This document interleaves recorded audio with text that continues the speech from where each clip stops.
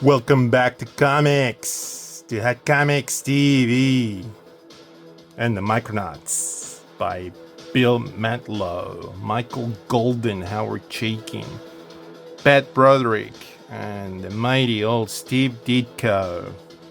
All right, so we're in good company, right? I finally dived on the Omnibus for the Micronauts. I wanted to talk about this because even though that this is not nostalgic to me, but it's still part of the DNA of all the franchises that we're now still experiencing till now, because it's part of the 80s culture and the precursor of all the pop culture toys and franchises that we're still dealing with these days, like Transformers, G.I. Joe, Star Wars, X-Men, and all sorts of other properties that I'm probably not including. This is very good, this book, because it's got like quite the collection of it. It's got like 29 issues plus 2 annuals, all the way from 79 all the way to 80, whatever this was on. And so one of my earliest memories is to finding a destroyed Microman, this semi-transparent action figure. And I asked my brother, because I would have been like, I don't know, 6 or 7, and he go, "Hey, what's this?" And then my brother go, "Oh, you destroyed that toy. That was used to be mine." I'd be like, "Huh?" And it turns out that he had a couple of Micromen that I destroyed because I chewed them out or whatever the hell happened. You know, you're a toddler, you destroy things. So the Micromen, and now we're going to talk about the Micromen, which are the very first property that was adapted and made into Regent by Bill Mantlo. He brought these toys attention to Jim Shooter and said that he wanted to write this sort of like epic space opera based on these toys. So they got in contact with Mego, and then they ended up doing the Micronauts. So the Micromen were kicked off in the 1974 by Takara out of necessity, because apparently in the mid-70s there was shortage of gasoline, petrol in general, and so plastic kind of became more expensive for a manufacturer of toys to come in and have to make sacrifices on like making toys smaller out of necessity. That sort of shows you how expensive this was. How the market had contracted with petrol and oil and all that sort of thing.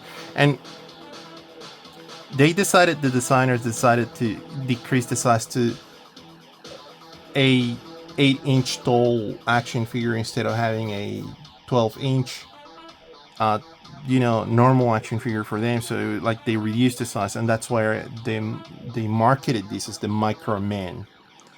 And these toys obviously had companion, like peripheral sort of toys, like the Henshin cyborgs, which are the precursor to Transformers, because this Microman would be accompanied by like a robot that turned into a stereo, a robot that turned into a gun. What's that starting to tell you?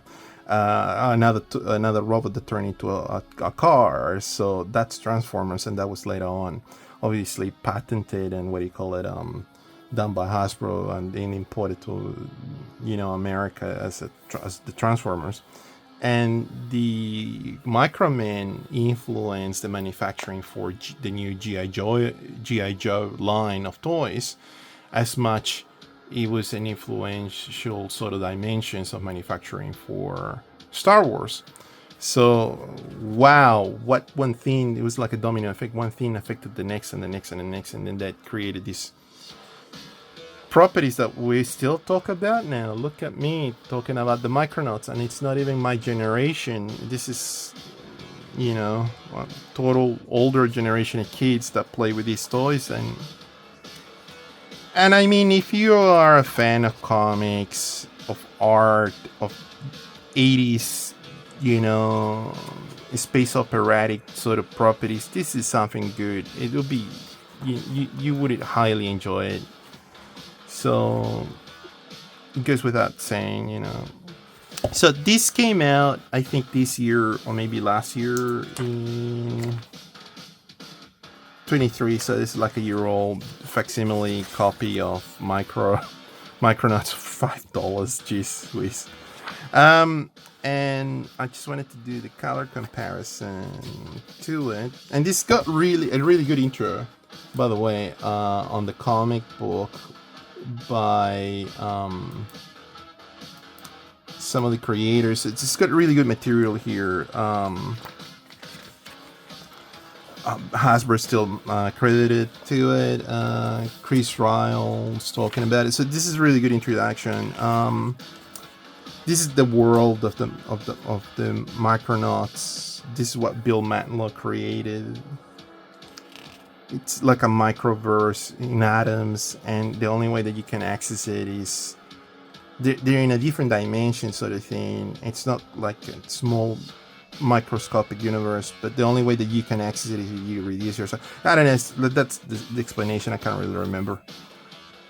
So let's take a look at the coloring of this. It's a little bit more vivid and darker on this production for the Omnibus, as we can sort of tell there. Obviously the Omnibus is a little bit bigger, but yeah.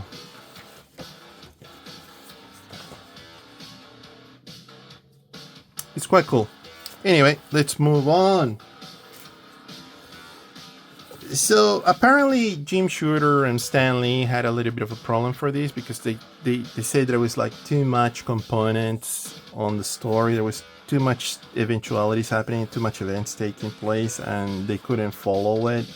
But I was reading this and I was like, okay, no, it's pretty one-to-one. It's okay.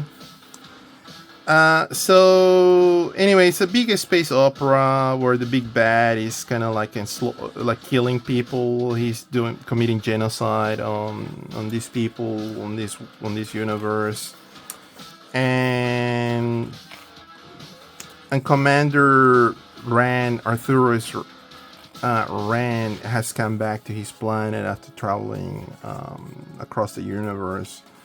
It's a space adventure. So this is the cast here. So Commander Rand is like the leader of the team. Princess Mary is the last remainder, also survivor of the crown. So her combat or team name is Marionette. And Bug is kind of like Spider-Man like character, even insect sort of thing, comic relief as well, but like they're all fighting in this sort of fight. Cryoir, I don't know how to pronounce Cryoir. I'm just gonna say Cryoir for now on. Like Cryoir, he's like the knight. He's like the warrior like character, and then we got Prince Satan. I mean Shaitan, that's it. Biotron, another Takara toy property that got turned into the story with Microtron. And the Shadow Priestess and all that other minutiae of things. And the big bad, the Baron Karsa, who is another action figure from Takara that got his head... They made it their custom head for this series for the Micronauts, turning black and turning into kind of like cool Darth Vader looking character. And he's modular from what I remember. Like you could put him on a horse body, so the torso he becomes like a centaur. And that was like the toy sort of thing. They explain on the minutia of the story that the lower class citizens, the pork folk, they use them as they harvest their organs and body parts, so the elite, the evil elite, like cars, or can harvest their body, like their organs and body parts, and so they can live longer, and so that's the explanation of how they turn into centaurs and all that sort of thing. Now, this is where I found some surprise, because I felt that like this missing pages, because the Micronauts make it from their world to Earth, and obviously they're tiny little characters, and there's a few missing pages on these that I couldn't understand how that happened. That's why I ended up putting that, because I was trying to find pages and I couldn't find them.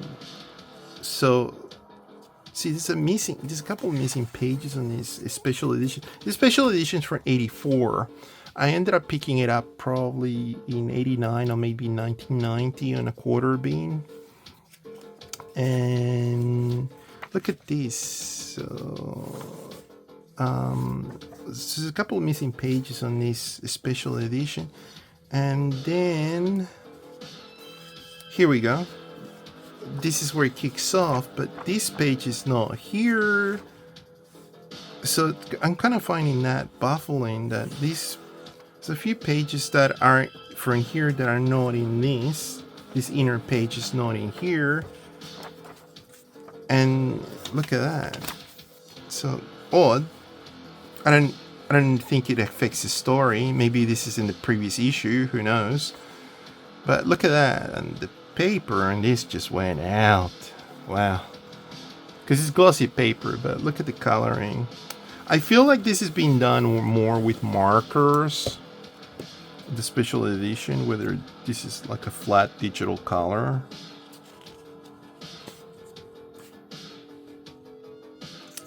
Okay, so that's the next page.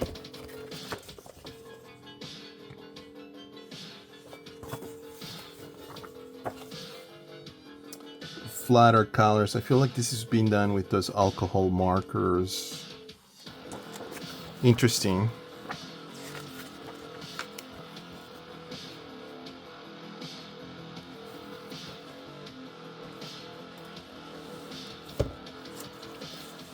Interesting to see this at this level.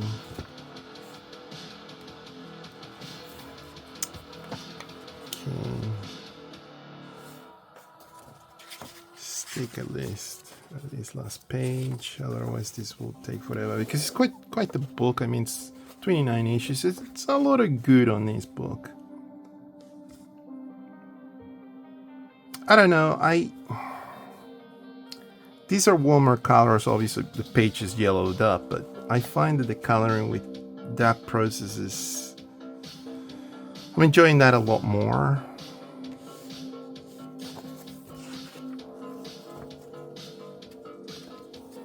See, even the suit for Rand, Captain Rand, looks cool.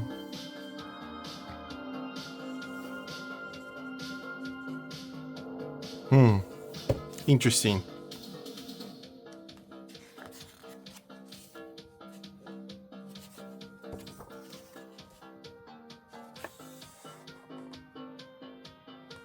Yeah.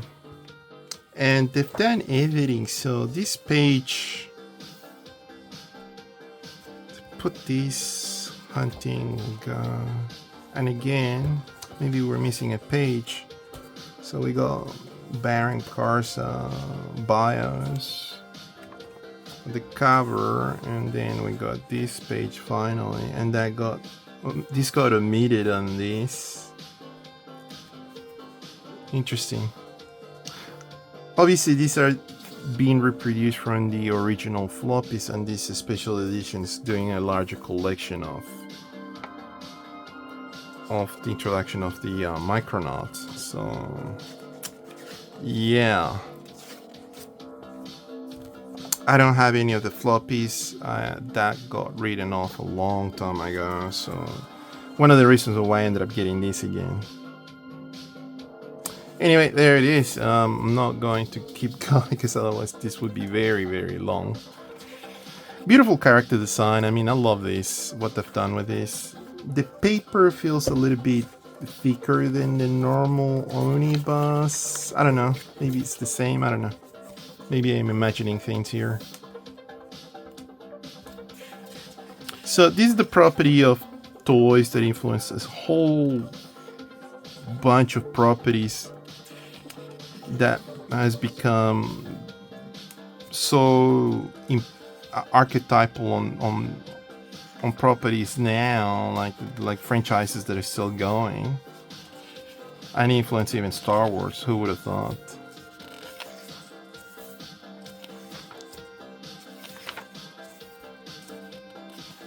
I like the idea of the Micronauts. They're these tiny little characters running around in the normal world.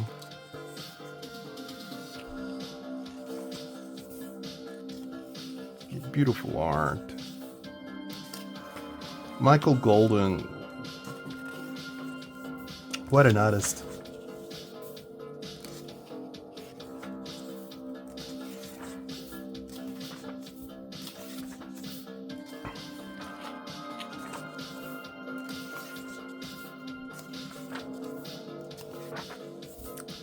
Yeah, I got the man. Hold on.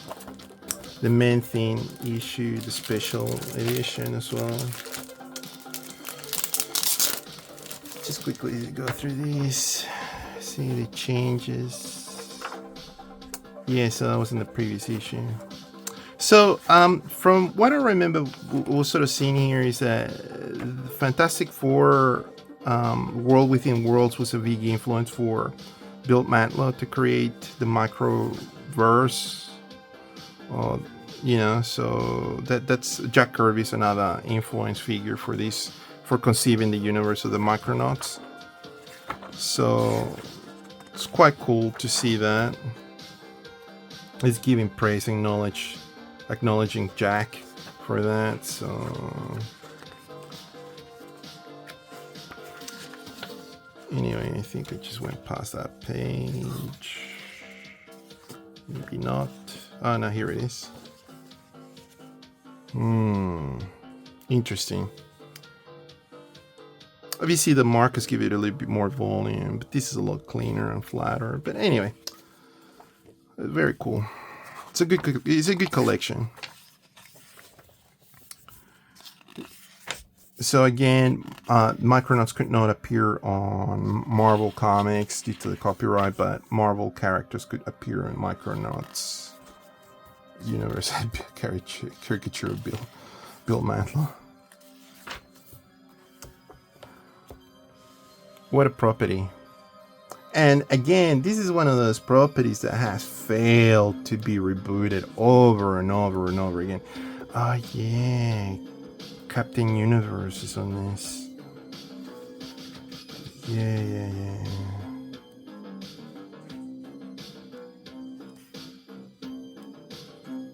Beautiful stuff.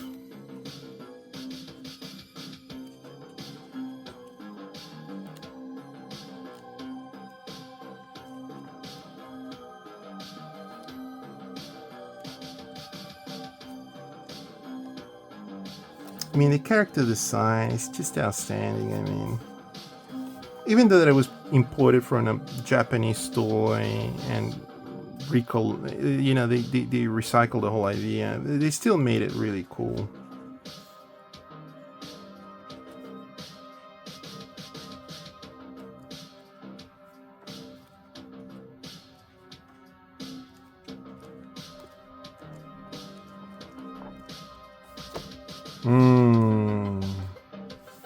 Psycho Man. Okay, so again, Fantastic Four appear in these, so it's very cool. All right, Ant-Man as well. Outstanding.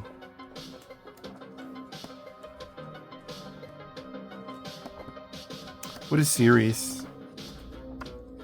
So again, if you love art, comics, if you love